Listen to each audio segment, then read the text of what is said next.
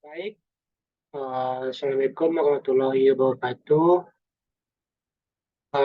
Di sini saya akan memaparkan hasil presentasi saya yang saya buat untuk memenuhi UTS Teori Sistem Basis Data, yaitu manajemen transaksi. Tentang saya, nama saya Kurniawan Alexander dengan nomor BP 2211083030, kelas TRPL 1D, Prodi Teknologi Rekayasa Perangkat Lunak, jurusan Teknologi Informasi.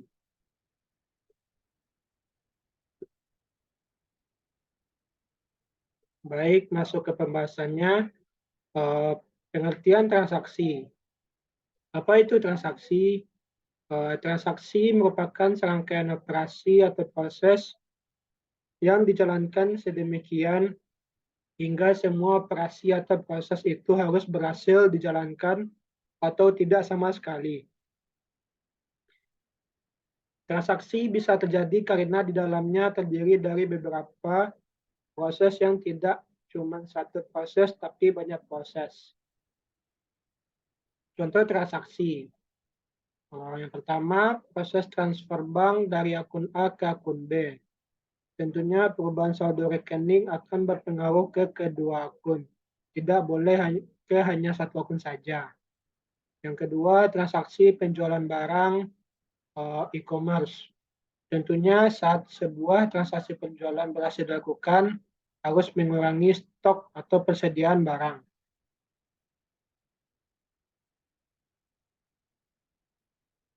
Daur transaksi. Seperti yang dilihat, daur transaksi berawal dari mulai dan aktif. Transaksi ini kalau berhasil, kalau gagal ya gagal. Dari yang pertama dari aktif ke selesai sebagian, ke selesai lalu akhir. Yang gagalnya aktif, tidak berhasil, dan gagal. Berikut penjelasannya. Yang pertama, aktif. Merupakan status awal sebuah transaksi yang menunjukkan transaksi tersebut masih dieksekusi. Yang kedua, selesai sebagian, yaitu keadaan yang dicapai transaksi tepat pada saat operasi terakhir dalam transaksi selesai dikerjakan. Yang ketiga, tidak berhasil. Merupakan keadaan di mana sebuah transaksi terhenti pengeksekusiannya sebelum tuntas sama sekali. Yang keempat, gagal, yaitu keadaan di mana sebuah transaksi dianggap tidak atau belum dikerjakan, yang tentu dengan terlebih dahulu diawali dengan mengembalikan semua data yang telah diubah ke nilai-nilai semula. Yang kelima, selesai atau berhasil. Keadaan di mana transaksi telah dinyatakan berhasil dikerjakan seluruhnya dan basis data telah merefleksikan perubahan-perubahan yang diinginkan transaksi. Prinsip transaksi. Prinsip transaksi biasanya disebut dengan ACID. Atomicity, konsistensi, isolasi, dan durability. Yang pertama, atomicity atau keutuhan. Atomicity di mana sebuah operasi dijamin keutuhannya dengan semua proses harus dikerjakan seluruhnya atau tidak sama sekali. Apabila tidak semua dilakukan, maka semua proses harus dibatalkan. Yang kedua, konsistensi atau ketetapan. Konsistensi di mana eksekusi transaksi secara tunggal harus dapat menjamin data tetap konsisten setelah transaksi berakhir. Yang ketiga, isolasi atau pemisahan. Isolasi jika pada sebuah sistem basis data terdapat sejumlah transaksi yang dilaksanakan secara bersamaan, maka semua transaksi yang dilaksanakan pada saat yang bersamaan tersebut harus dapat dimulai dan bisa berakhir. Yang keempat, durability atau daya tahan. Durability, di mana perubahan data yang terjadi setelah sebuah transaksi berakhir dengan baik, harus dapat bertahan jika seandainya sistem menjadi mati. Lanjut, terhentinya suatu transaksi tidak selalu diakibatkan oleh kegagalan insidental baik dari perangkat keras maupun kemacetan sistem operasi.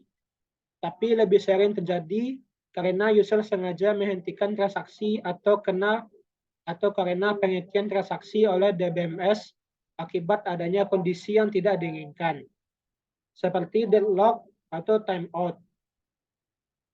Sebuah transaksi akan menghasilkan dua kemungkinan, yaitu yang pertama, jika dilaksanakan lengkap seluruhnya, maka transaksi tersebut telah dikomit atau dilakukan dan basis data mencapai keadaan konsisten baru. Yang kedua, jika transaksi tidak sukses, maka transaksi dibatalkan dan basis data dikembalikan ke keadaan ekosistem sebelumnya atau rollback. Transaksi yang sudah dilakukan tidak dapat dibatalkan lagi. Jika ada kesalahan, maka harus dilakukan transaksi lain yang membalik dampak transaksi sebelumnya. Kontrol konkurensi merupakan proses pengaturan operasi yang simultan atau terjadi secara serentak di waktu bersamaan pada database tanpa menyebabkan saling mempengaruhi satu dengan yang lain. Akses konkuren tidak akan bermasalah jika user hanya melakukan pembacaan data saja. Gangguan akan terjadi jika dua atau lebih user mengakses database secara simultan dan sedikitnya melakukan satu perubahan atau update, maka dapat menyebabkan ketidakinkonsistenan. Ketika multiple user mengakses multiple objek basis data yang berada pada multiple set di sistem basis data terdistribusi, maka permasalahan kontrol konkurensi akan terjadi. Konflik terjadi apabila sekumpulan read dari satu transaksi berpotongan dengan sekumpulan read dari transaksi lainnya, atau sekumpulan write dari transaksi lainnya. Contoh, transaksi T1 dan T2 dikatakan konflik jika kedua-duanya dieksekusi pada waktu bersamaan. Jika T1 telah selesai sebelum T2 dikirim ke sistem, maka dalam kasus ini sekumpulan read dan write saling memotong, tidak dianggap konflik. Konflik diperhatikan pada sekumpulan write yang saling memotong di antara dua transaksi. Lanjut. Masalah akibat konkurensi. Ada 3. Yang pertama, masalah kehilangan modifikasi atau loss update problem. Adalah masalah kehilangan modifikasi loss update problem, yaitu update yang dilakukan oleh user pertama diubah oleh user yang lain. Yang kedua, masalah modifikasi sementara atau uncommit dependency problem. Adalah masalah modifikasi sementara terjadi jika satu transaksi atau transaksi pertama membaca hasil dari transaksi yang lainnya atau transaksi kedua sebelum kedua transaksi tersebut dinyatakan commit. Biasanya dikenal dengan dirty read problem. Yang ketiga, masalah analisa yang tidak konsisten atau inconsistent analysis problem. Adalah masalah yang muncul akibat konferensi inconsistent analysis problem yang terjadi akibat ketika transaksi pertama membaca beberapa nilai tetapi transaksi kedua melakukan perubahan terhadap nilai tersebut selama eksekusi transaksi pertama berlangsung. Hal ini disebut dengan non-repeatable atau all-fuzzy read. Teknik kontrol konkurensi. Terdapat 2 teknik kontrol konkurensi yang memungkinkan transaksi untuk mengeksekusi dengan aman dengan subjek paralel tertentu. Yang pertama ada metode locking, yang kedua ada metode timestamp. Locking. Locking merupakan suatu prosedur untuk mengontrol akses konkuren terhadap data. Ketika satu transaksi mengakses sebuah database, sebuah kunci atau lock dapat mengabaikan akses untuk transaksi yang lainnya untuk menghindari hasil yang salah. Secara umum, transaksi harus menegaskan penguncian atau lock itu ada modenya. Share ada eksklusif. Share ini untuk read, sedangkan eksklusif untuk write. Terhadap data item sebelum pembacaan read atau write. Aturan dasar locking ada dua. Yang pertama, share lock. Jika transaksi memiliki share lock pada satu data item, maka transaksi tersebut dapat melakukan pembacaan tetapi tidak dapat melakukan perubahan. Jadi share lock ini hanya membaca saja yang di lock. Bisa membaca tapi tidak bisa menulis. Yang kedua, exclusive lock. Jika transaksi memiliki exclusive lock pada suatu data item, maka transaksi tersebut dapat melakukan pembacaan dan perubahan terhadap data item tersebut. Penggunaan locking. Setiap transaksi yang membutuhkan akses data item harus terlebih dahulu mengunci item. Permintaan share lock untuk akses pembacaan atau exclusive lock untuk pembacaan dan perubahan. Jika memang item itu belum dikunci oleh transaksi lainnya, maka kunci dapat diberikan. Jika item tersebut telah dikunci, DBMS menentukan apakah permintaan sesuai dengan pengujian yang ada. Jika yang digunakan adalah share lock, maka permintaan akan diberikan. Jika bukan atau exclusive lock, maka transaksi harus menunggu kunci tersebut dilepaskan. Transaksi melanjutkan menyimpan kunci secara tegas atau eksplisit dilepaskan baik selama eksekusi berlangsung atau ketika selesai. Dalam kurung commit atau abort. Ketika exclusive lock dilepaskan, maka akibat dari operasi penulisan akan dapat dilihat oleh transaksi yang lainnya.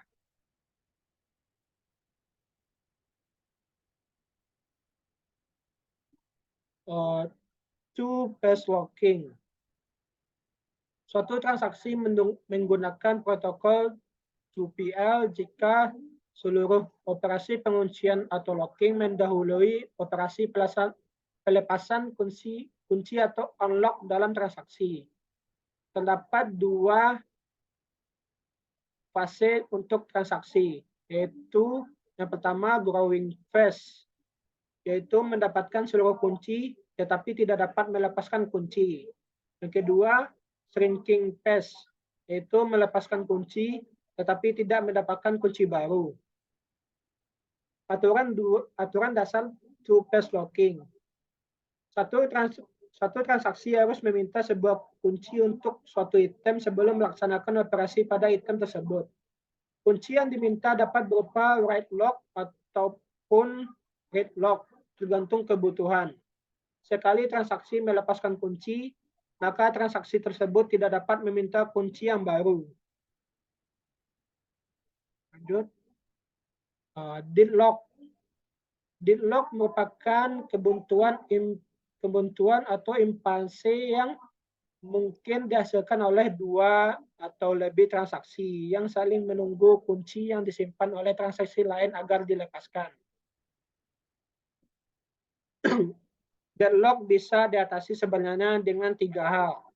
Yang pertama, timeout. Kedua, deadlock prevention. Yang ketiga, deadlock detection and recovery. Yang kedua ada metode timestamping. Adalah identifier unik yang dibuat oleh DBMS untuk mengindikasikan waktu mulai relatif dari suatu transaksi. Dapat dibangun dengan menggunakan waktu sistem pada saat transaksi dimulai atau dengan penambahan counter logika setiap saat transaksi baru dilaksanakan. Timestamping adalah protokol kontrol konkuren yang memerintahkan transaksi dalam suatu cara di mana transaksi lama transaksi dengan timestamp yang lebih kecil akan mendapatkan prioritas jika terjadi konflik.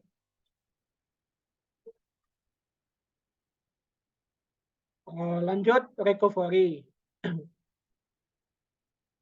Recovery atau pemulihan adalah proses mengembalikan sistem basis data ke keadaan yang konsisten setelah terjadi kegagalan sistem atau transaksi yang tidak berhasil.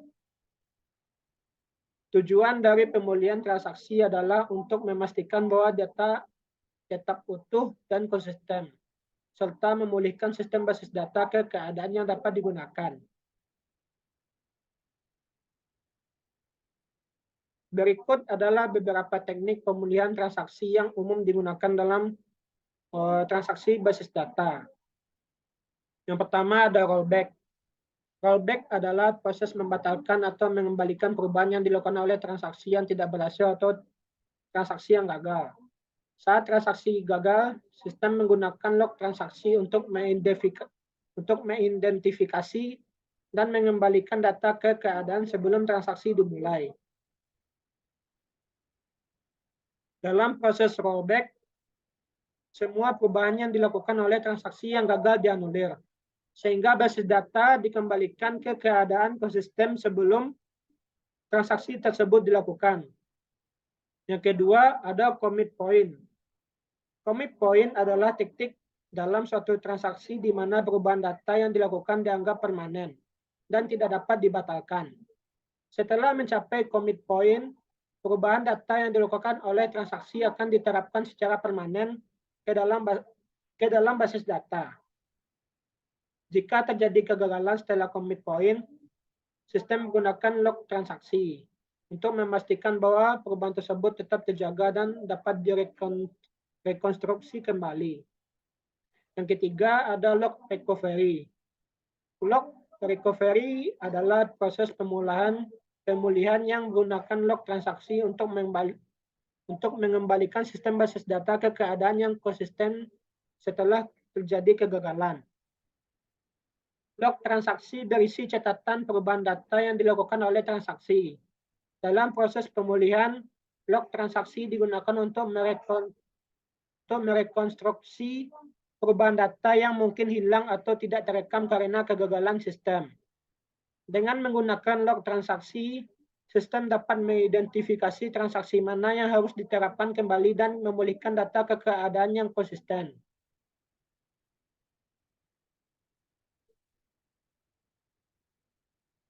Baik,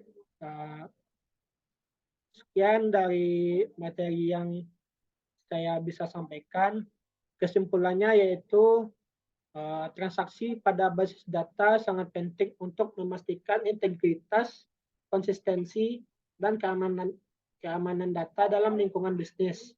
Transaksi merupakan unit operasi dasar dalam pemrosesan data yang melibatkan serangkaian tindakan yang harus dilakukan secara utuh atau tidak sama sekali. Konsep aset merupakan sifat yang harus dipenuhi oleh transaksi agar dianggap berhasil. Locking juga digunakan dalam transaksi untuk mengontrol akses bersamaan terhadap data dan mencegah konflik. Lock dalam transaksi juga penting dalam pemulihan transaksi, karena merekam perubahan data yang dilakukan oleh setiap transaksi sehingga memungkinkan pemulihan ke kondisi sebelumnya. Penerapan manajemen transaksi pada basis data membutuhkan perencanaan yang baik, pemulihan DBMS yang tepat, dan pengaturan konfigurasi yang sesuai. Manajemen transaksi yang efektif dapat meningkatkan keandalan dan konsistensi data, mengurangi risiko kegagalan sistem, dan meningkatkan kinerja basis data. Pemulihan transaksi sangat penting untuk menjaga integritas dan konsistensi data dalam basis data. Dengan adanya teknik pemulihan yang efektif, sistem basis data dapat mengatasi kegagalan sistem dengan minimal kerugian data, memastikan bahwa data tetap aman dan dapat dipulihkan setelah kejadian yang tidak diinginkan. Sekian dari saya sendiri. Sekian, terima kasih. Assalamualaikum warahmatullahi wabarakatuh.